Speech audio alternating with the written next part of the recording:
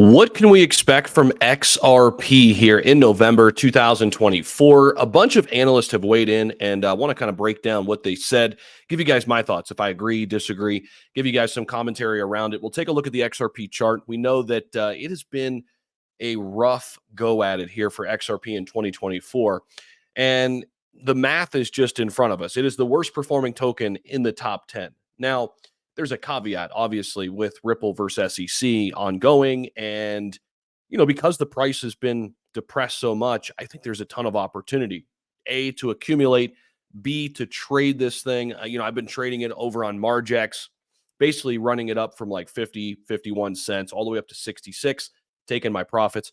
Got a long position on XRP too. Anytime it drops down below 50 cents, that's when I become a buyer, because I think the upside potential here is certainly there once we get past the whole Ripple versus SEC lawsuit. Now, the rough thing is it's probably going to head into 2025. Like, I don't foresee this thing being done and over with unless we get some crazy outlier here after the election. So there's an outside chance we get, some major news after the election, and this thing is handled in like record time right after the election, and XRP is, basically let free from all angles of the SEC and what they've gone after them. We know this, like, XRP is not a security, right? We won that portion of the lawsuit back in July. Now this is all about the institutional side, but I want to get into some of the specifics, what people are saying about XRP here in November, some of the things we're looking at, some of the things we're watching for, and potential for price impact as well. So guys, hit that like button, drop your X's down in the chat so I know you're here, and subscribe if you have not already to this channel, because we bring you guys all the latest news and information from all around the crypto world every single day. And appreciate all of your guys' support. If you're back here again, if you're brand new, let me know where you're coming in from too in the comment section. I want to hear from you. Always like hearing from the new folks and where they're coming in from. Now, this first headline, it says XRP needs the institutions. It says here, institutional interest in XRP remained pretty low here this past October, creating headwinds for the asset. Money flowing into XRP in the month of October reached only 2.3 million. That is way behind other cryptos like Solana and Litecoin, which saw massive inflows. Solana especially, 17.9 million. And Litecoin starting to ramp up a little bit, 4.5 million respectively. A lot of people speculating on a Litecoin ETF. I actually went ahead and bought some Litecoin just in case. That's another crypto where it's kind of sitting there waiting to move. And I don't think there's a ton of downside risk. That's why I bought some Litecoin if we do get that ETF. Now, XRP has the potential to get ETFs too, but I don't think it's going to happen until this lawsuit is behind us. But it says here, this limited inflow reflects cautious investor sentiment right now. People want the lawsuit behind XRP before they invest, period, right? Indicating that institutions are not as confident in XRP's growth right now compared to other altcoins. It's not the sexy play right now. Now, for XRP to thrive this November, of course, this is timely, it's November 1st, it's going to need a lot more institutional support. Victor Tan, founder and CEO of TrinityPad, had this to say. While recent ETF optimism and the Uptober hype have done little to drive significant movement, XRP could see modest growth if Ripple secures more institutional partnerships or we gain regulatory clarity in some aspect. Without major news, XRP may remain range-bound, but could still gain 10 to 15% with favorable developments. I agree with this 1,000%. And again, I mentioned, I'm trading over on Margex. I will continue to trade XRP on Margex on leverage. And especially when we get down here to like 50 cents, 51 cents, I'll take some long positions. Like I've got one open right here. Open this one actually at 58 cents. It's still open because I won't get liquidated until it goes down to 46, which I don't think we're going to get down there.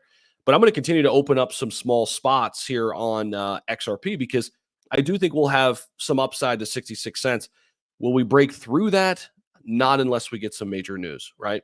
Now, it says here, higher inflows typically drive confidence, provide more stability, which obviously is necessary for price impact and price growth. Without increased institutional interest, though, XRP could continue to struggle to break key resistance levels. And that first one, which we keep referencing here, is that 66 cent level. XRP's macro momentum shows it is currently undervalued, though, as indicated by the 90-day market value to realized value, or the MVRV ratio. This is an important metric. I use this one in trading quite a bit. It suggests that XRP is trading below its fair value. I think its fair value right now is somewhere around $1. So, that right there shows you where we are at 52 cents, 51 cents. This is why I like to accumulate it right now. The altcoin has not entered the opportunity zone, though, according to this metric, which typically triggers accumulation. This zone is defined by a drop below negative 13%, which would put XRP down in like that mid 40-cent range, which is another area where I love to accumulate, right? Currently, XRP's undervalued status is not enough to spur a reversal because people are on the sidelines. They're waiting. They want some big news event to chase, XRP right now. Otherwise, they can go find gains elsewhere and just hold their position right now, right? So it could be a long way to head, right? Let's be real. And here on this channel, we're not going to feed you guys a bunch of bullshit. We're not going to feed you a bunch of pie in the sky and everything's just sunshine and rainbows. When it's good, it's good. When it's bad, it's bad. And we're going to talk about it. Right now, we're going to be stuck. We're going to be range bound until we have some major news, period, right? Or we get some type of regulatory clarity. Now, again, with the election coming up early next week, there's an outside chance that here in November, we could get some type of regulatory clarity. That could come in the form of, SEC Chair Gary Gensler being fired. Donald Trump said he would do that if elected. Even Harris, there are rumors that Harris wants a changing of the guards at the SEC if she were to get in. So I think we'll be eyeing that. We'll be watching that throughout all of November. It's definitely something that could shape XRP's future here in the next 30 days or so. But right now, I think we're going to consolidate. I think we're going to be range bound until we get some type of major news event. And if XRP drops down, to this 47-cent level, if we get some bearish pressure here, this is where I'll load up again.